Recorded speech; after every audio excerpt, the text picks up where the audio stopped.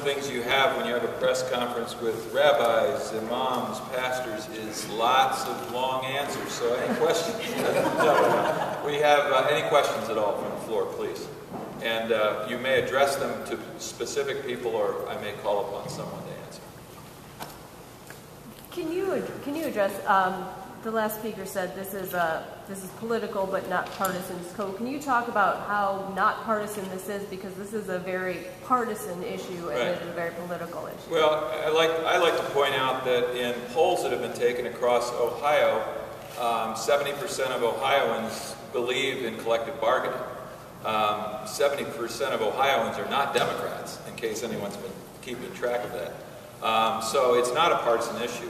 In the Senate Bill 5 voting, Republicans crossed the aisle. So again, this is not partisan in the same way that you would see that, but it is, because it's a ballot issue, it is political. And Gini may want to speak to that since she chose those words. Yeah, to the question of political and partisan. Well, let me just say that the concern over Senate Bill 5 is about issue advocacy. It's not about a political party or a political candidate. That's why, particularly in the faith community, we engage, our faith traditions require us to engage in the social justice and political issues of the day without being partisan. So there may be partisan overtones to this issue. Both political parties may be duking it out one way or the other, but from the faith community's perspective, this is a social justice issue that transcends partisan divides. So we engage politically, but this is not a partisan gathering today. Can you then, can someone also address where you would like to see, because one of the gentlemen mentioned negotiations after the election, what would an ideal SB 5 look like from the faith perspective? We like to ask the people who said those things. I couldn't give you any specifics, but a decent SB 5 bill would be a bill that was developed based on conversations and negotiations between, for instance, the bipartisan committee that we called for, state legislators, and representatives of the public employees. The public employees had no say in the current SB 5 bill. That's the problem. That we consider an injustice, that the public employees who serve this state, the people of this state, to the best of their ability, have now had their collective bargaining rights and the right to strike taken away. They ought to have those rights. They ought to be able to if necessary, strike, but they ought to have the right to collective bargaining so that they can negotiate with the state on what they can and or should or should not be paid and the benefits that they should get. And the history is, even the recent history, because of the poor economic status of this state, public employees have taken cuts in the past. They've been willing to take pay cuts and cuts in benefits in the past. And so to pass SB 5 across the street without any participation from the public employees, we consider that unjust.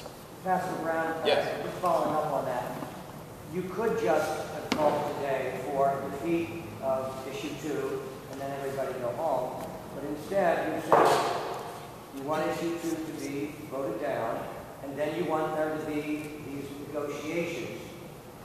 So are you hinting then, by saying that there is something on the other side that should be listened to, something on the vote yes side of issue 2 that should be listened to, that side should get some change from the status quo? That the yes side should be heard. Our concern is that whatever your concerns are between the two sides, all of those concerns should be brought to the table. This, I'm going to tell you, you can't have collective bargaining, you're going to get paid whatever the mayors or who the government says. That's not the way to do things in a democracy. People ought to be able to sit down at a common table and with fairness and equity and honesty sit down and share their personal views, their corporate views, and negotiate, as I stated before, for a balanced solution.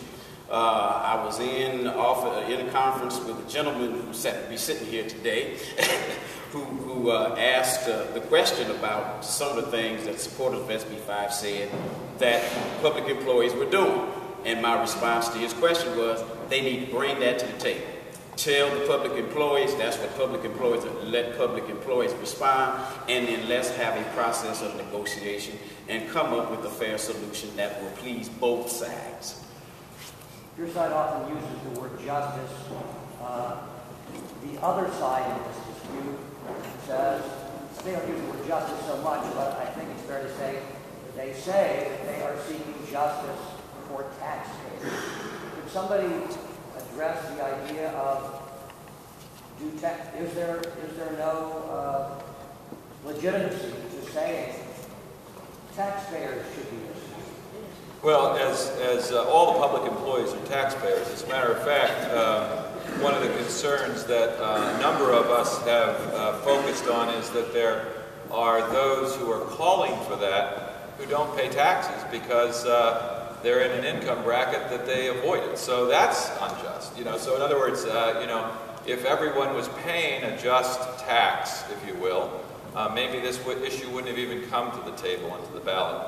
So, in terms of taxpayer justice, as a taxpayer, as one who has no union representing him, and I think many of us behind us are in that place as religious leaders, I think it would be fair to say that all of us want a chance to have the best firefighters, the best teachers, the best police officers, the best public employees at our side caring for our children.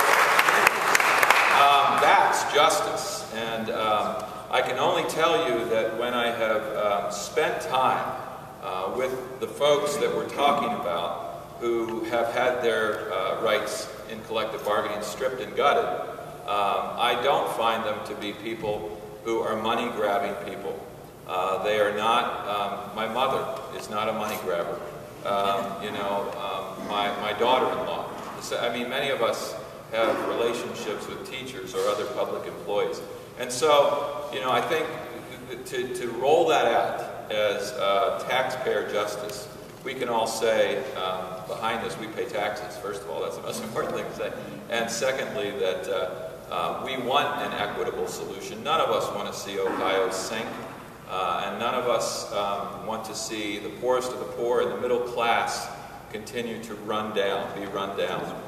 We want to see all of Ohioans lifted up and celebrated, but there has to be equity in that kind of justice. So.